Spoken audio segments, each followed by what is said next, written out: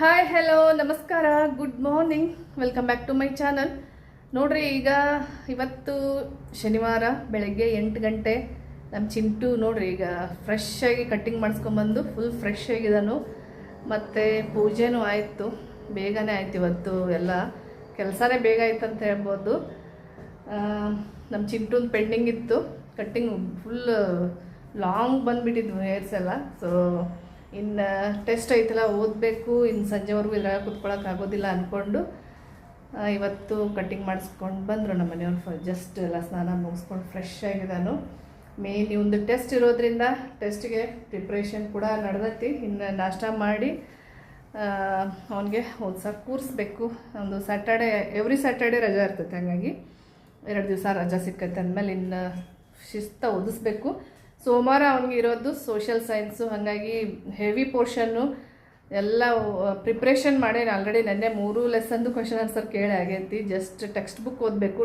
Text book ಒಳಗಿನ middle questions ಕೇಳ್ತಿರ್ತಾರೆ, ಹಾಗಾಗಿ ಆದಷ್ಟು ಪ್ರಿಪ್ರೇಷನ್ ಮಾಡಬೇಕು. ಅಲ್ಲ ಚಿಂಟು, ಏನೇನು ಓದಿ ಹೇಳು ಸೋಷಿಯಲ್ಲು? ಯಾವ್ಯಾವ ಲೆಸನ್ ಐತೆ ಹೇಳಿ ನೀನು ಫಸ್ಟ್. ಜೋರಾಗಿ ಕೇಳಲ್ತ. ಹಾಂ ಆಯ್ತು, ಪಾಸ್ ಪಾಸ್.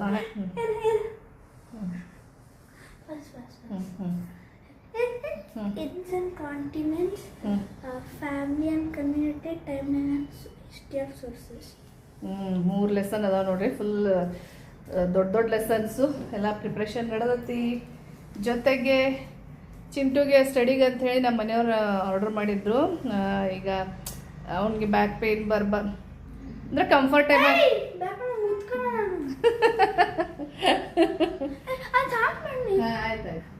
ಕೂತ್ಕೊಂಡು ಓದ್ತಿರ್ತಾನಲ್ಲ, ಯಾವಾಗಲೂ ಹೆಚ್ಚಾಗಿ ಅವನು ಕಾಟ್ ಮೇಲೆ ಇಲ್ಲಿ ಕೆಳಗಡೆ ಎಲ್ಲ ಕೂತ್ಕೊಂಡು ಓದುವಾಗ ಕಂಫರ್ಟೇಬಲ್ ಆಗಿರಲಿ ಅಂಥೇಳಿ ಇದನ್ನು ತರಿಸ್ಕೊಟ್ಟಾರ ನೋಡ್ರಿ. ಶ್ರೇಯಸ್ ಆಲ್ರೆಡಿ ಯೂಸ್ ಮಾಡತ್ತಿದ್ದ. ಆಮೇಲೆ ಒಂದಕ್ಕೇ ಒಂದೊಂದು ಸರಿ ಏನಾಗ್ತಿತ್ತು, ನನಗೆ ಬೇಕು ನಿನಗೆ ಬೇಕು ಅನ್ನೋ ಥರ ಆಗ್ತಾಯಿತ್ತು. ಹಾಗಾಗಿ ಇಬ್ಬರು ಒಂದೊಂದು ಇರಲಿ ಅಂದ್ಕೊಂಡು ಚಿಂಟುಗೊಂದು ತರಿಸೇವಿ. ಫಸ್ಟು ಒಂದಿರಲಿ ನೋಡೋನು ಹೆಂಗೆ ಅನಿಸ್ತದೆ ನೋಡಿ, ಇನ್ನೊಂದು ತರಿಸಿದ್ರೆ ಆಯಿತು ಅಂದ್ಕೊಂಡು ಫಸ್ಟ್ ಒಂದು ತೊಗೊಂಡಿದ್ವಿ. ಆಲ್ರೆಡಿ 1 ಮಂತ್ ಆಯ್ತು ಶ್ರೇಯಸ್ ಯೂಸ್ ಮಾಡೋಕತ್ತೆ. ಈಗ ಚಿಂಟುಗೋಸ್ಕರ ಇದೊಂದನ್ನು ತರಿಸೈತೆ ನೋಡ್ರಿ, ಸ್ಟಡಿಗೋಸ್ಕರ ಅವನಿಗೆ ಕಂಫರ್ಟೇಬಲ್ ಆಗಿರಲಿ ಅಂಥೇಳಿ. ಆಲ್ರೆಡಿ ನಾಷ್ಟಾದ ಕೆಲಸ ನಡೆದತ್ತಿ. ಎಲ್ಲ ಪೂಜೆ ಎಲ್ಲ ಆಯ್ತಲ್ಲ. ಸ್ಕೂಲು ಮತ್ತು ಶ್ರೇಯಸ್ಸಂದು ಕಾಲೇಜ್ ಇರಲಿಲ್ಲ, ಯಾಕಂದ್ರೆ ಒಂದು ಎಕ್ಸಾಮ್ ನಡೆದಿರೋದ್ರಿಂದ ಒಂದು ಸ್ಟಡಿ ಹಾಲಿಡೇ.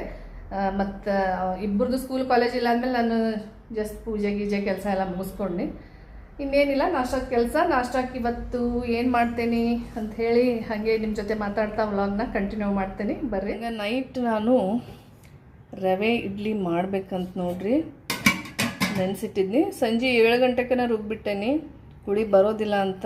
ಅದು ನಿಜವಾಗ್ಲೂ ಹುಳಿ ಬಂದೇ ಇಲ್ಲ.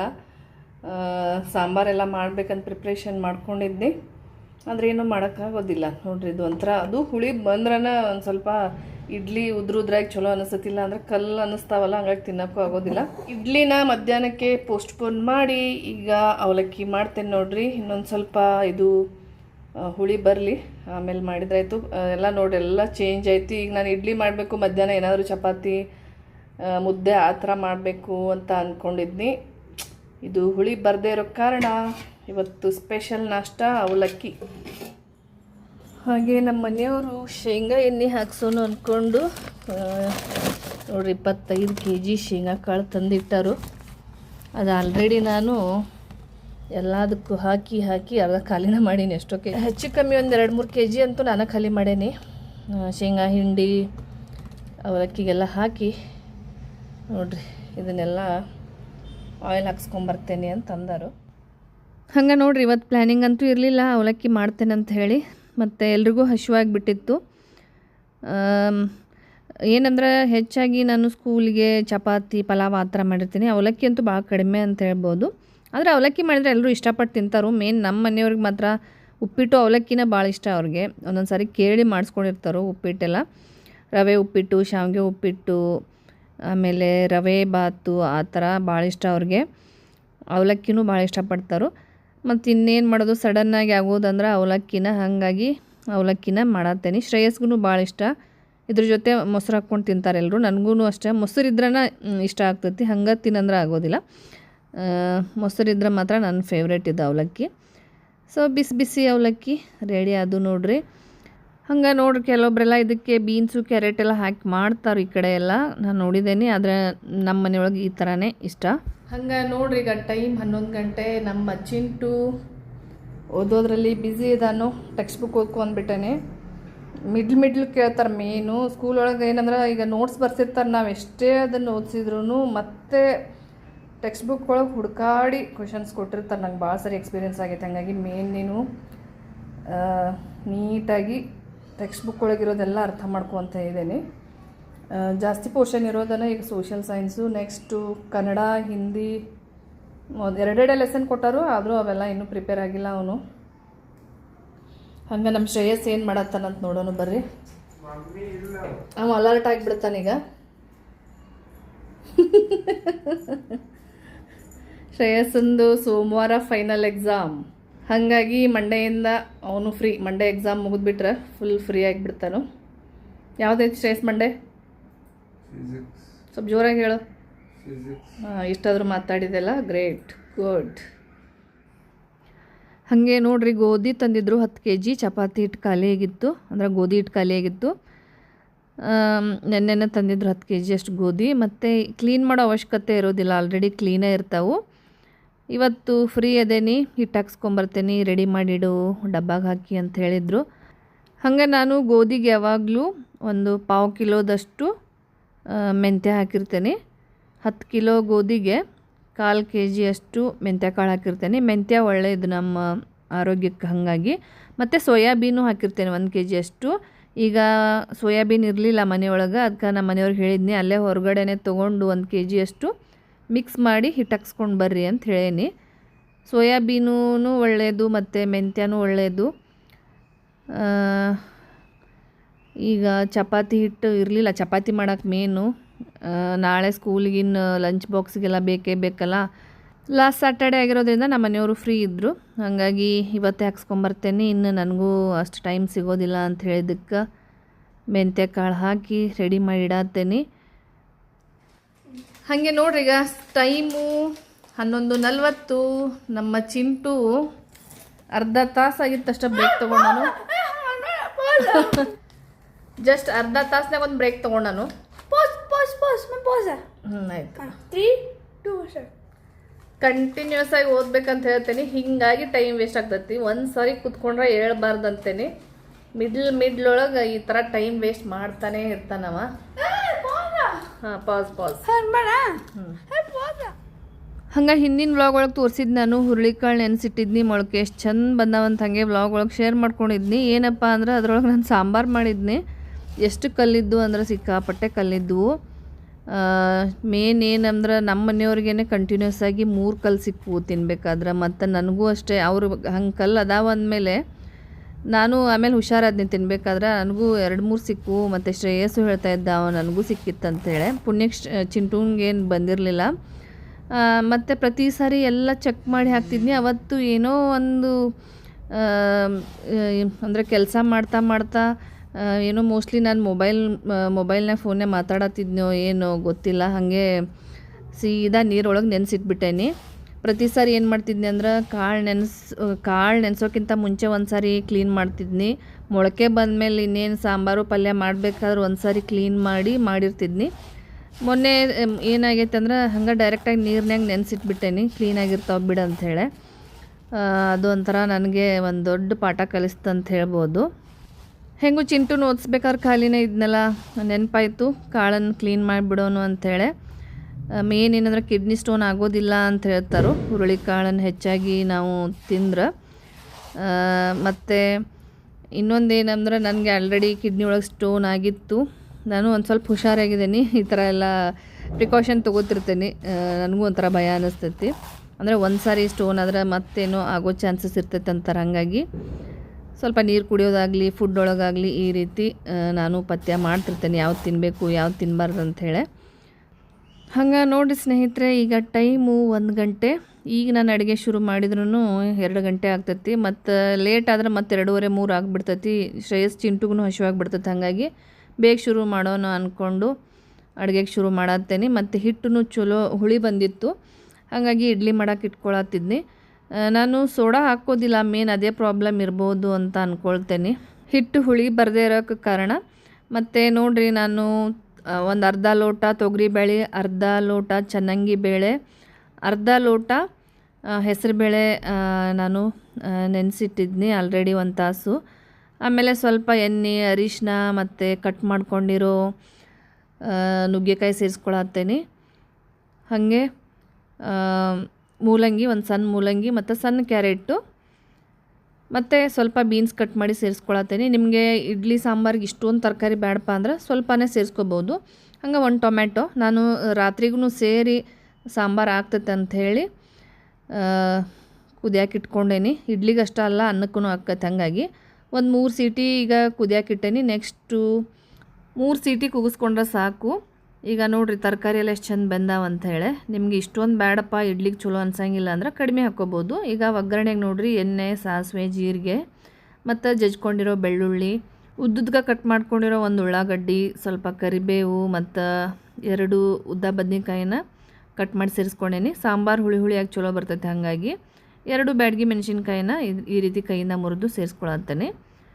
ಕೆಲವೊಬ್ಬರಿಗೆ ಭಾಳ ಈ ಥರ ತರಕಾರಿ ಎಲ್ಲ ಹಾಕಿದ್ರೆ ಇಡ್ಲಿ ಸಾಂಬಾರು ಇಷ್ಟ ಆಗಂಗಿಲ್ಲ. ನೀವು ಬೇಡ ಅಂದ್ರೆ ಸ್ವಲ್ಪನೇ ಸೇರಿಸ್ಕೊಂಡು ಮಾಡ್ಕೋಬೋದು. ಆಮೇಲೆ ಸ್ವಲ್ಪ ಇಂಗು ಮತ್ತು ಹುಣಸೆ ರಸ ಮತ್ತು ಬೆಲ್ಲ ಸೇರಿಸ್ಕೊಂಡು ಒಂದು ರೌಂಡ್ ಚೆಂದಾಗೆ ಮಿಕ್ಸ್ ಮಾಡ್ಕೋಬೇಕು.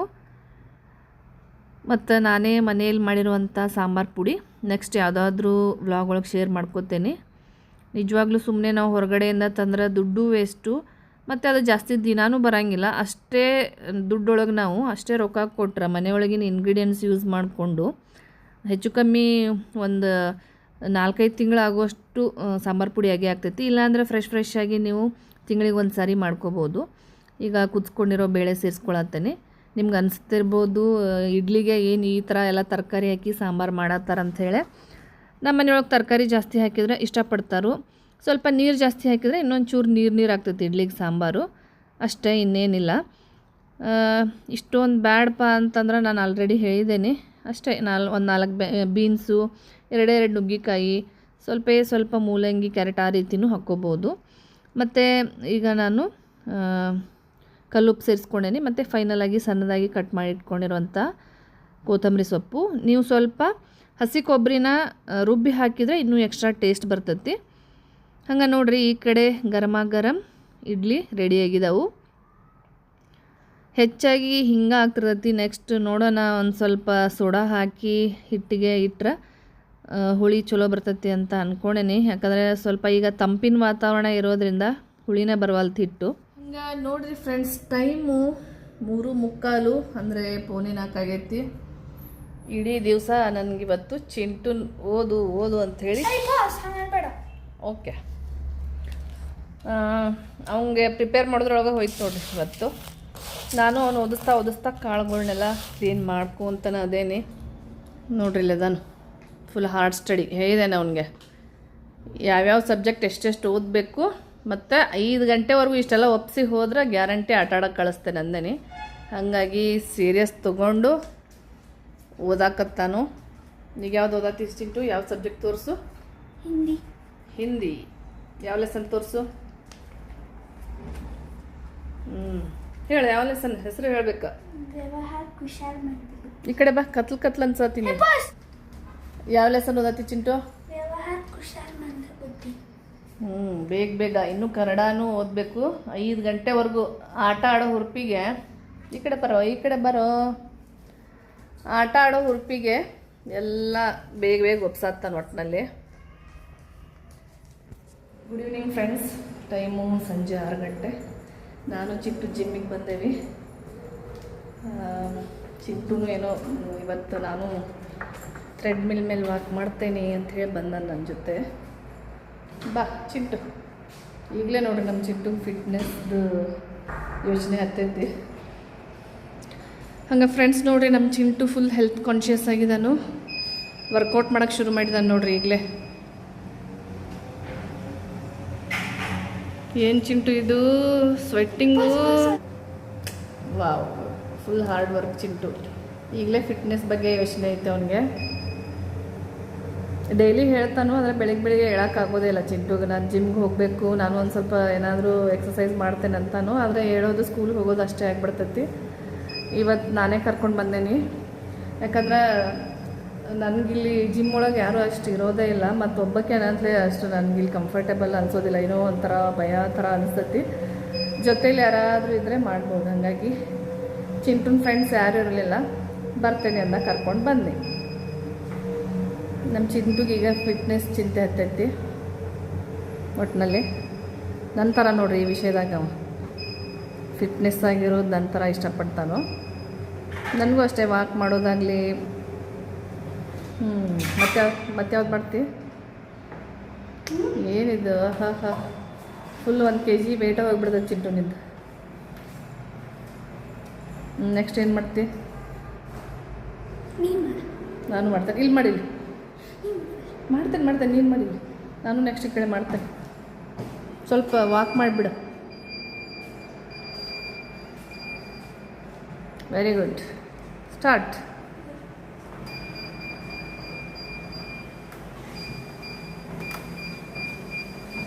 ನಾನು ಎಕ್ಸ್ಟ್ರಾ ಯಾವುದು ಎಕ್ಸಸೈಸ್ ಮಾಡೋದಿಲ್ಲ ಇಲ್ಲಿ. ಜಸ್ಟ್ ಟ್ರೆಡ್ಮಿಲ್ ಮೇಲೆ ವಾಕ್ ಮಾಡಿಬಿಡ್ತೀನಿ 2 ಕಿಲೋಮೀಟ್ರು. ಮೊನ್ನೆ ಊರಿಗೆ ಹೋಗೋಕ್ಕಿಂತ ಮುಂಚೆ ಕಂಟಿನ್ಯೂಸ್ ಆಗಿ ಬಂದು ಮತ್ತೆ ಗ್ಯಾಪ್ ಆಗಿಬಿಟ್ಟಿತ್ತು. ಸೊ ನಾನು ಕೂಡ ಶುರು ಮಾಡಿ ನೋಡ್ರಿ. ಏನಂದರೆ ಇಲ್ಲಿ ಬಂದರೆ ನನಗೆ ಒಂದು ಹಾಫ್ ಆನ್ ಅವರ್ ಒಳಗೆ ಫಾಸ್ಟಾಗಿ ಮಾಡಿಬಿಡ್ತೀನಿ. ಕೆಳಗಡೆ ನಾನು ಅಪಾರ್ಟ್ಮೆಂಟಿಗೆ ತೊಗೊಂಡು ಹೊಡಿತೀನಲ್ಲ, ಅಲ್ಲಿ ಫೋನ್ನೇ ಮಾತಾಡ್ತೀನಿ, ಅಷ್ಟು ಕರೆಕ್ಟ್ ಆಗಂಗಿಲ್ಲ ಅನಿಸುತ್ತೆ ನನಗೆ. ಇಲ್ಲಿ ಮಾತ್ರ ಫುಲ್ ಸ್ವೆಟ್ಟಿಗೆ ಬಂದುಬಿಟ್ಟಿರ್ತೈತಿ. ನೋಡ್ರಿ, ಈಗ 30 ನಿಮಿಷ ವರ್ಕೌಟ್ ಆಯಿತು. ನಿಜವಾಗ್ಲೂ ಫುಲ್ ಸ್ವೆಟ್ಟಿಂಗ್. ಅಂದ್ರೆ ಇಲ್ಲಿ ಒಂದು 30 ಮಿನಿಟ್ಸ್ ಮಾಡೋದು ಒಂದು, ಹೊರಗಡೆ ನಾವು ಹಾಗೆ ವಾಕ್ ಮಾಡ್ತೇವಲ್ಲ, ಅದು 1.5-2 ಗಂಟೆ ಮಾಡೋದು ಒಂದು ಅರ್ಧ ಗಂಟೆ ಒಳಗೆ ಪಟ ಅಂತ ಹೇಳಿ ವಾಕ್ ಮುಗಿದು ಹೋಯಿತು.